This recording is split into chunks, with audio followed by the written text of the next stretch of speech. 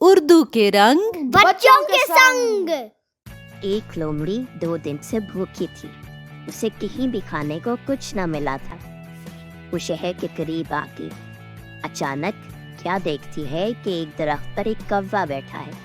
اس کوے کے منہ میں ایک ثابت روٹی بھی ہے۔ لومڑی کے منہ میں پانی بھر آیا۔ اس نے ایک ترکیب سوچی۔ وہ کوے کی تعریف کرنے لگی۔ بھائی کوے، تم کتنے خوبصورت ہو، تمہاری پر کتنے خوبصورت ہے، تم چاہے راوی میں نہ ہو یا جہلم میں، تمہارا رنگ ایک جیسا ہی رہتا ہے۔ سچ مچ تم پرندوں کے راجا ہو۔ تمہارا گانا بہت میٹھا ہے، بانسری سے بھی میٹھا۔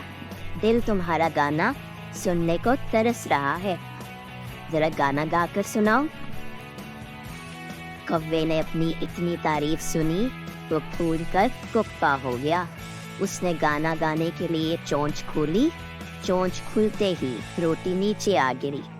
لومڑی بڑے چاؤ سے اسے کھانے لگی اور کوا منہ دیکھتا رہ گیا۔